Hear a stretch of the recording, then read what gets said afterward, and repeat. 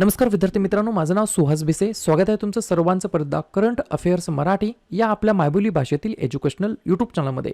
विद्यार्थी मित्रांनो, आज आहे 22 मे 2026. आजच्या दिवसाचे जेवढेही चालू घडामोडीचे महत्त्वाचे टॉप प्रश्न बनत असतील ते सर्व प्रश्न आपण या व्हिडिओच्या माध्यमातून पाहणार आहोत. तरी सर्वप्रथम आपण जर नवीन असाल, पहिल्यांदा या चॅनलवरील व्हिडिओ पाहत असाल तर चॅनलला या ठिकाणी अवश्य सबस्क्राईब सुद्धा करून घेऊ शकता. ठीक आहे, चला तर मग आपण आजच्या व्हिडिओला सुरुवात करूया. त्या अगोदर कालच्या व्हिडिओमध्ये जो काही शेवटचा प्रश्न विचारला होता त्या प्रश्नाचं उत्तर जाणून घेऊया. काय होता प्रश्न? दरवर्षी जागतिक मधमाशी दिवस वर्ल्ड बी डे केव्हा साजरा करण्यात येत असतो? तर बऱ्याच विद्यार्थी मित्रांनी अगदी योग्य उत्तर टाईप करून सांगितलं आहे. पर्याय क्रमांक बी, 20 मेला आपण दरवर्षी या ठिकाणी जागतिक मधमाशी दिवस म्हणून साजरा करतो. उद्देश काय?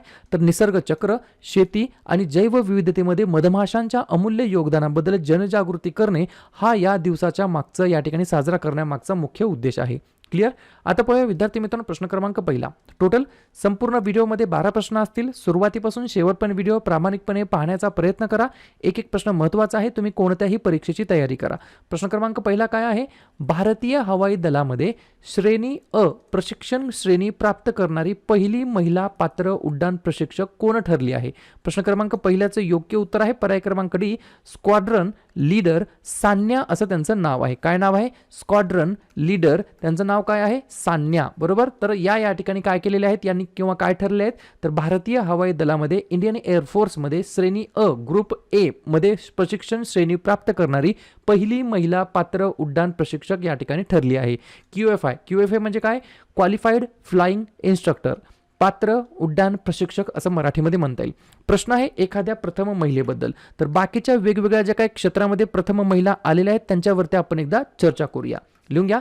भारतीय नौदलाच्या पहिल्या महिला फायटर पायलटपदी या ठिकाणी आस्था पुनिया यांची नियुक्ती झाली होती. फाईड महिला विश्वचषकाच्या अंतिम फेरीमध्ये पोहोचणारी पहिली भारतीय दिव्या देशमुख. जागतिक क्रीडा स्पर्धेमध्ये वुशू या खेळाच्या प्रकारामध्ये भारतासाठी पदक जिंकणाऱ्या पहिला भारतीय खेळाडू नम्रता बत्रा. द्रोणाचार्य पुरस्कार मिळवणारी भारतातील पहिली महिला हॉकी प्रशिक्षक Pritam Rani Siwach. Qualified flying instructor badge मिळवणारी भारतातील पहिली महिला फायटर पायलट शिवांगी सिंग. रुद्र हे जे काही सशस्त्र हेलिकॉप्टर आहे ते उडवण्याची पात्रता मिळवणारी भारतीय सैन्यातील पहिली महिला अधिकारी कॅप्टन हंसजा शर्मा. आंतरराष्ट्रीय ऑलिम्पिक समितीमध्ये निवडून येणारी इराणची पहिली महिला सदस्य सोराया अघाई. आणि भारतीय हवाई दलामध्ये श्रेणी अ प्रशिक्षण श्रेणी प्राप्त करणारी पहिली महिला उड्डाण जे काही महिला पात्र उड्डाण प्रशिक्षक आहे ते स्क्वाड्रन लीडर सान्या या ठिकाणी ठरलेले आहे. पुढचा प्रश्न, प्रश्न क्रमांक दुसरा. G20 परराष्ट्र मंत्र्यांची जी काही बैठक 2026 मध्ये अटलांटा कुठे येतं? तर या ठिकाणी लक्षात घ्या, जॉर्जिया या देशामध्ये येतं. बरोबर. तर या ठिकाणी होणार आहे. बरोबर. तर 2026 मध्ये G20चे अध्यक्षपद कोणत्या देशाकडे असणार आहे? 2 नंबरच्या प्रश्नाचं योग्य उत्तर आहे पर्याय क्रमांक C, USA United States of America यांच्याकडे या ठिकाणी G20 चं या ठिकाणी काय असणार आहे? तर अध्यक्षपद असणार आहे 2026 मध्ये. बऱ्याच वेळेला कन्फ्युजन होतात. पहा, हे जे काही G20च्या समिट्स असतात, परिषदे असतात, पहिली कधी झाली तर 2008 मध्ये. कोठे झाली? तर अमेरिका या ठिकाणी. लेटेस्ट 20वी कधी झाली तर 2025 मध्ये. कोठे? तर दक्षिण आफ्रिका या ठिकाणी. 21वी कधी होणार आहे? तर 2026 मध्ये, डिसेंबर 2026 मध्ये अमेरिका या ठिकाणी. या वर्षीची जी काय आहे G20ची शिखर परिषद कितव्या क्रमांकाचं एडिशन आहे? तर या ठिकाणी 21 म्हणजेच 21व्या क्रमांकाची आवृत्ती आहे. क्लिअर? याच्यानंतरची 22व्या क्रमांकाची आवृत्ती 2027 मध्ये UK मध्ये, युनायटेड किंगडम मध्ये. आणि 23व्या क्रमांकाची आवृत्ती या ठिकाणी 2028 मध्ये साऊथ कोरिया या ठिकाणी होणार आहेत. याच्यामध्ये बिलकुल कन्फ्युजन करून घेऊ नका. ठीक आहे. पुढचा प्रश्न, प्रश्न क्रमांक तिसरा. कोणत्या पुस्तकाला, पहा कोणाच्या पुस्तकाला नाही, कोणत्या पुस्तकाला 2026चा इंटरनॅशनल बुकर प्राइज जो काही पुरस्कार आहे, आंतरराष्ट्रीय बुकर पुरस्कार हा मिळालेला आहे? 3 नंबरच्या प्रश्नाचं योग्य उत्तर आहे पर्याय क्रमांक बी, तैवान ट्रॅव्हलॉग. काय? तैवान ट्रॅव्हलॉग असं या पुस्तकाचं नाव आहे. मूळ लेखिका आहेत यांग शुआंग झेड. अनुवादक ट्रान्सलेटर आहेत लिन किंग. वैशिष्ट्य काय आहे? तर मंदारिन चीनी भाषेतून भाषांतरित झालेले हे पहिलेच पुस्तक आहे ज्याने आंतरराष्ट्रीय बुकर पुरस्कार जिंकलेला आहे. हे झालं 2026चं. 2025चं कोणाला मिळालेलं आहे? तर बानू मुश्ताक यांना. कोणत्या कादंबरीसाठी? तर हार्ट लॅम्प या कादंबरीसाठी किंवा पुस्तकासाठी त्यांना 2025च्या आंतरराष्ट्रीय बुकर पुरस्काराने सन्मानित करण्यात आलं. ठीक आहे. 2026चा कोणाला मिळाला? यांग शुआंग झेड यांना. कशासाठी? कोणत्या पुस्तकासाठी? Taiwan travelogue. ठीक आहे. प्रश्न आहे पुरस्कारासंदर्भात. तर बाकीच्या वेगवेगळ्या क्षेत्रातील योगदानाबद्दल वेगवेगळ्या व्यक्तींना जे काही पुरस्कार देण्यात आलेले आहेत, अवॉर्ड्स देण्यात आलेले आहेत, त्याच्यावरती आपण एकदा या ठिकाणी रिव्हिजन टाकूया. लिहून घ्या. MP बिर्ला स्मृती पुरस्कार यशवंत गुप्ता, संगीता कलानिधी पुरस्कार डॉक्टर जयंती कुमारेश यांना, 2026चा स्टॉकहोम वॉटर पुरस्कार कावेह मदानी यांना, ब्रिक्सतर्फे woman empowerment trailblazer award 2026 Kalpana Soren यांना, 35व्या सरस्वती सन्मान 2025ने रामकुमार मुखोपाध्याय यांना सन्मानित करण्यात आलं. एबेल पारितोषिक 2026ने गड फ्लांटिंग्ज यांना पुरस्कृत करण्यात आलं. 2024-25 या वर्षासाठी MS स्वामीनाथन पुरस्कार डॉक्टर C श्रीनिवास राव यांना, मछली राष्ट्रीय पुरस्कार 2026 अनिता चौधरी यांना, पुलित्झर पुरस्कार 2026 सुवर्णा शर्मा आणि आनंद RK यांना, 2026च्या नोबेल शांतता पुरस्काराने अरुणाचलम मुरुगनंथम यांना, जल चॅम्पियन अवॉर्ड 2026 बिसाथी भारत यांना आणि 2026चा आंतरराष्ट्रीय बुकर पुरस्कार यांग शुआंग झेड यांना. पुढचा प्रश्न, राष्ट्रीय एक आरोग्य अभियानासाठी कोणती संस्था नोडल एजन्सी असणार आहे?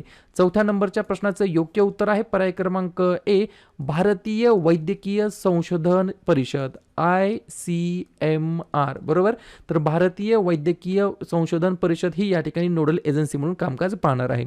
भारतातील एकात्मिक रोग निगराणी आणि महामारीची तयारी बळकट करण्यासाठी 2024 मध्ये हे अभियान सुरू करण्यात आलं होतं. हे मानवी, प्राणी आणि पर्यावरणीय आरोग्य क्षेत्रांना जोडणाऱ्या सहयोगी दृष्टिकोनाचे अनुसरण करते आणि या मोहिमेचा उद्देश विविध क्षेत्रांमध्ये समन्वित रोग नियंत्रण आणि आरोग्य सुरक्षा सुधारणे हा याच्या मागचा मेन पर्पज असणार आहे. पुढचा प्रश्न, अत्याधुनिक हवामान अंदाज प्रणाली भारत फोरकास्ट सिस्टमचा वापर करणारे कोणते राज्य पहिले राज्य ठरलेले आहे?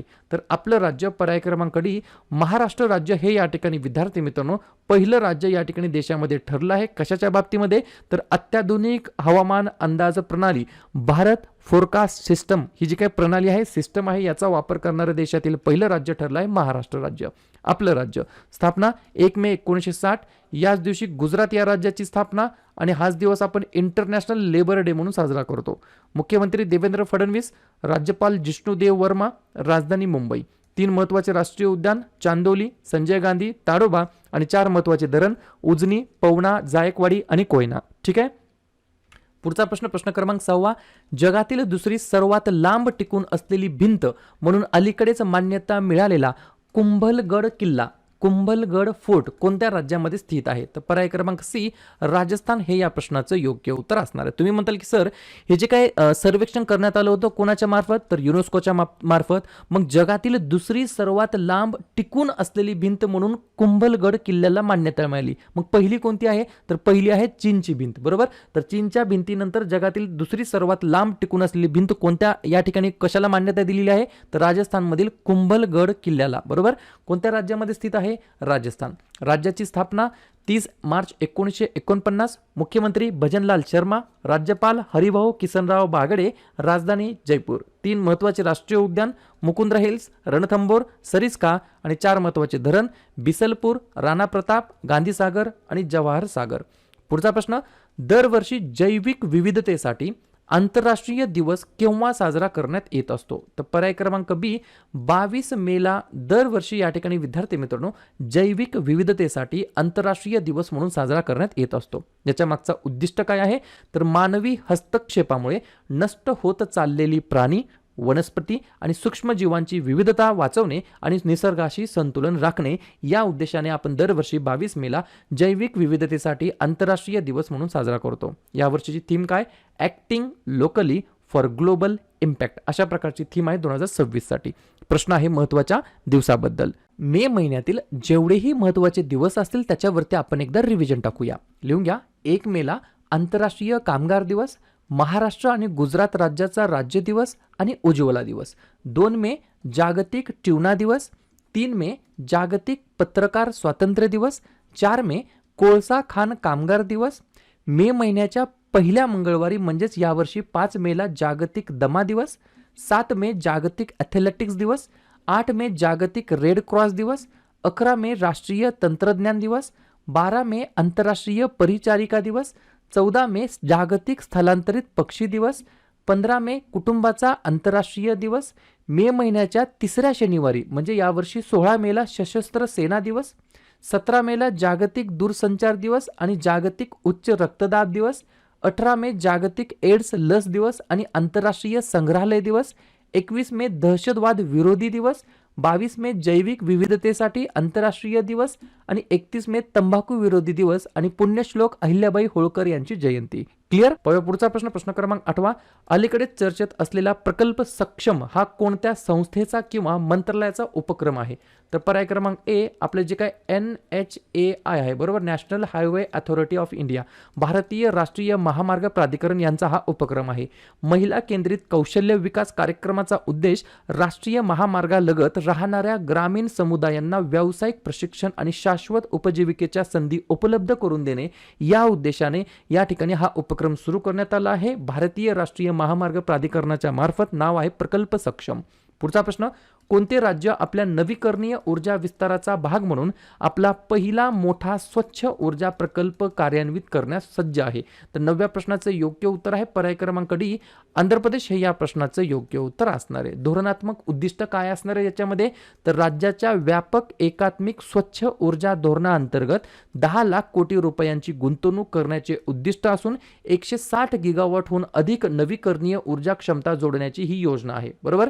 तर आंध्र प्रदेश राज्य आपल्या नवीकरणीय म्हणजे जे काही रिन्युएबल एनर्जी असतात त्याचा विस्तार म्हणून आपला पहिला मोठा स्वच्छ ऊर्जा प्रकल्प कार्यान्वित करण्यास सज्ज आहे. आंध्र प्रदेश. स्थापना 1 नोव्हेंबर 1953.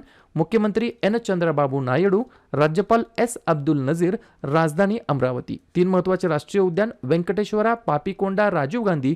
3 महत्त्वाचे धरण सोमशिला, श्रीशल्यम, नागार्जुना सागर.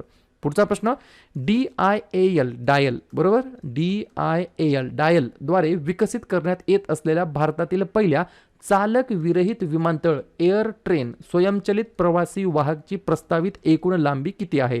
तर पर्याय क्रमांक सी 7.7 किलोमीटर एवढी त्याची काय आहे? प्रस्तावित या ठिकाणी लांबी आहे.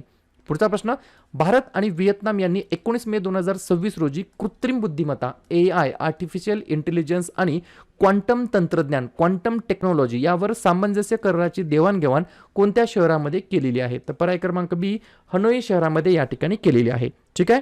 शेवटचा प्रश्न, प्रश्न क्रमांक 12. भारत फोर्जने भारतातील पहिले खासगी क्षेत्रातील मरीन गॅस टर्बाइन दुरुस्ती आणि ओव्हरऑल संकुल स्थापन करण्यासाठी कोणत्या राज्य सरकारसोबत सामंजस्य करार केलेला आहे? तर परत एकदा आंध्र प्रदेश हे या प्रश्नाचं योग्य उत्तर असणार आहे. क्लिअर? तर अशा प्रकारे विद्यार्थी मित्रांनो हे होतातचे 12 प्रश्न. उपक्रम कंटेंट हा जो काही प्रयत्न आपण सुरू केलाय मराठी भाषेमध्ये कसा वाटतो अवश्य कमेंट करत चला. आणि तुमच्यासाठीचा आजचा खास प्रश्न, UIDAI च्या मुख्य कार्यकारी अधिकारी म्हणजे CEO पदी कोणाची नियुक्ती करण्यात आलेली आहे किंवा पदभार कोणी स्वीकारलेला आहे? अमित अग्रवाल, सौरभ विजय, संजीव चोप्रा की योगेश गुप्ता? तर ज्या पण विद्यार्थ्यांनी या प्रश्नाचं योग्य उत्तर येत असेल त्या प्रश्नाचं उत्तर तुम्ही कमेंट बॉक्समध्ये देण्याचा प्रयत्न करा. प्रश्नाचं उत्तर चुकू द्या, बरोबर येऊ द्या, काहीच हरकत नाही. ट्राय करणं, प्रयत्न करणं सर्वात जास्त महत्त्वाचं आहे. आणि दुसऱ्या दिवशी येऊन आपण दिलेल्या प्रश्नाचं उत्तर बरोबर आलं की चुकलं, दुसऱ्या दिवशी येऊन नेहमी चेक करणं, अभ्यासामध्ये कन्सिस्टन्सी मेंटेन ठेवणं हे सगळ्यात जास्त महत्त्वाचं ठरणार आहे.